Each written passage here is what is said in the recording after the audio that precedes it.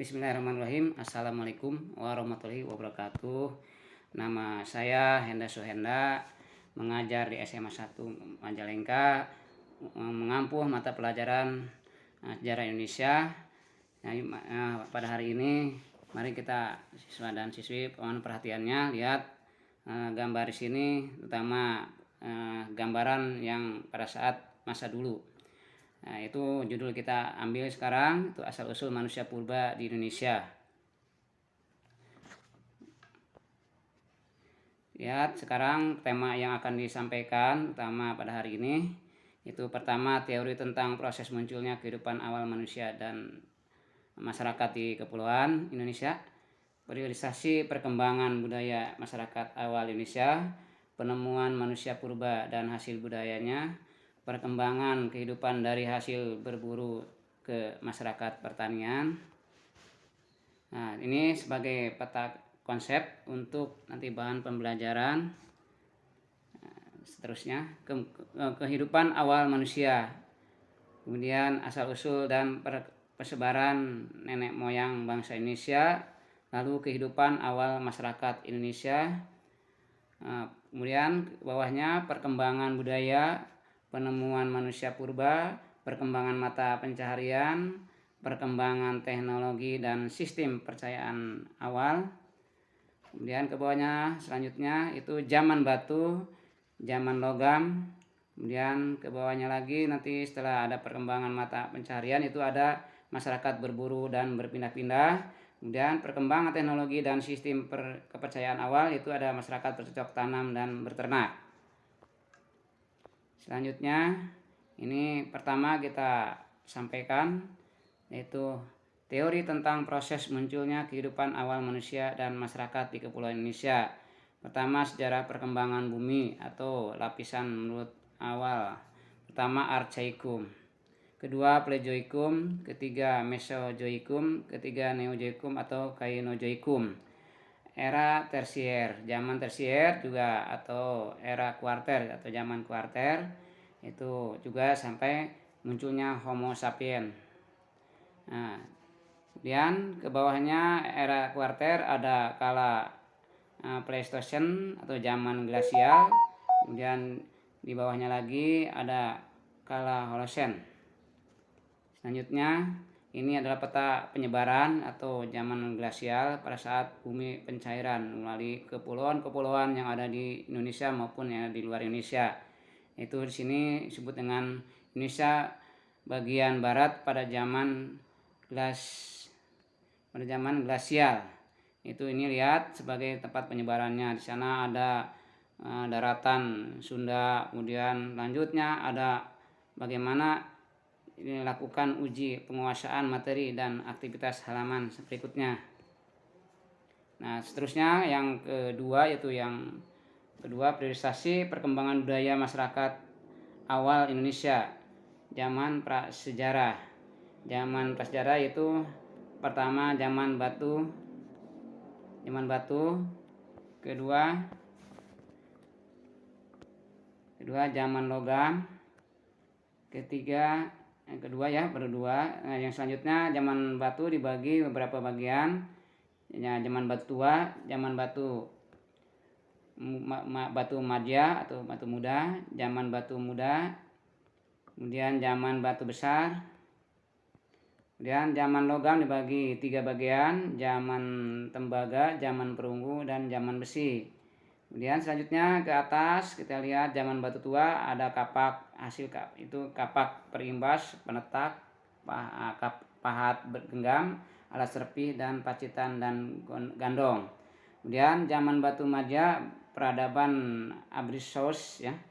Abruzos, sampah dapur, kapak genggam, pebble atau plakes. Kemudian zaman batu muda wood gathering, wood producing, kapak lonjong, perhiasan tembikar, pakaian tenun. Zaman batu besar juga ada zaman kepercayaan kehidupan, itu sesudah kematian. Ada sebut peninggalannya menhir, dolmen, sarkofagus, dan punden berundak. Kemudian zaman tembaga itu udah tadi sampaikan, dari zaman logam Itu zaman tembaga, zaman perunggu, zaman besi. Selanjutnya, nah ini salah satu situs-situs utama dari zaman glasial. Nah, di sana ada pulau-pulau terbesar dari kita, yaitu Sumatera, ada Jawa, ada Kalimantan, ada Sulawesi, dan ada Papua, dan seterusnya. Masih banyak penghasil-penghasil dari situs-situs dari pra aksara atau zaman sejarah. Selanjutnya, yang ketiga, penemuan manusia purba dan hasil budayanya. Manusia purba ada dua jenis di sini, ditampilkan dua jenis ya, jenis dan hasil kebudayaannya. Nah, kemudian selanjutnya jenis manusia purba ada Meganthropus pelagianicus di Sangiran ditemukannya oleh Pan Konigswald. Kemudian Pithecanthropus mojokertoensis juga ditemukan oleh Weidenreich Pan Konigswald. Kemudian selanjutnya ada Pithecanthropus erectus di Trinil oleh Eidebois ditemukannya. Kemudian Pithecanthropus soloensis Homo sapien. Kemudian juga di Ngadong ditemukannya oleh Pan Konigswald. Homo wajakensis di Wajak van Richthofen ya. Nah, itu hasil kebudayaannya dicapai atau diketemukan pada zaman Pleistocene. Itu kebudayaan Pacitan dan Ngadong. Kemudian zaman Holocene juga ditemukan kebudayaan Mesolitikum, Megalitikum, Neolitikum atau kebudayaan Bakson-Hwabin dan Donson. Dan yang keempat itu perunggu. Selanjutnya itu perbandingan volume otak manusia purba di Indonesia atau manusia jenis kuno ini ada berapa kita lihat bagan di sana. Homo sapien 1,200, Homo wajakensis 1,630, Homo soloensis 1,250, Pithecanthropus 900, karena Meganthropus 1000. Nah, itu adalah perbandingan volume. Selanjutnya itu perkembangan masyarakat berburu dan masyarakat pertanian. Masyarakat berburu dan berpindah-pindah masih sangat tergantung pada alam. Masyarakat bercocok tanam dan berternak mulai hidup menetap, mengurangi ketergantungan pada alam. Masyarakat perundagian itu perdagangan, kekayaan dan keanekaragaman budaya sudah tertinggi. Yang selanjutnya yaitu perkembangan teknologi dan sistem kepercayaan awal. Masyarakat berburu dan berpindah-pindah. Teknologinya seperti yang dipakai kapak berimbas, kapak penetak. Kepercayaannya ya kepada dewa-dewa. Masyarakat cocok tanam dan beternak. Teknologinya yaitu peleburan biji logam. Kepercayaan hidupnya sesudah kematian itu ada masyarakat perundagian. Teknologi gerabah, kepercayaannya pemujaan roh nenek moyang. Selanjutnya ini asal usul dan penyebaran nenek moyang bangsa Indonesia. Nenek moyang Indonesia itu tadi asal usulnya dari awalnya itu di ras Australomelanosoid dari Teluk Tongkin, Yunan. Kemudian persebarannya itu jalur penyebaran hasil budaya dan tahapannya sampai ya juga ini jalur penyebaran hasil budayanya itu mencapai sampai ada daerah-daerah seperti jalur barat Yunan atau Cina menuju Teluk Tongkin, Vietnam, Malaysia, Indonesia, Filipina dan Formosa. Kemudian jalur timur Bakson-Hwabin, Vietnam, Indonesia, Samudra Pasifik. Selanjutnya ke bawah yaitu tahapan yang berikutnya itu zaman Mesolitikum, kemudian zaman Neolitikum, zaman perundagian.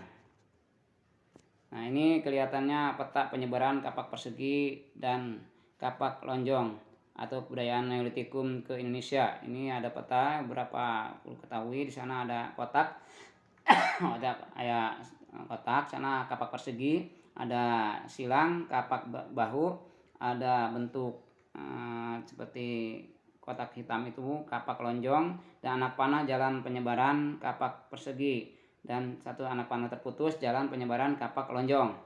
Selanjutnya nah ini penyebaran bahasa-bahasa Austronesia di Asia Tenggara. Nih, di sana ada peta-peta dari Sumatera, Kalimantan, Jawa, Sulawesi, Bali, Nusa Tenggara, Maluku, dan Papua.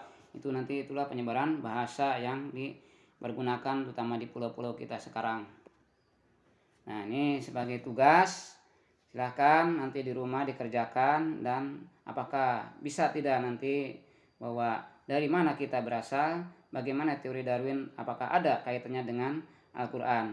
Nah, sampai ini mungkin nanti kalian bisa tidak untuk memahami dan menganalisis bagaimana apakah ada. Nah, itu salah satunya.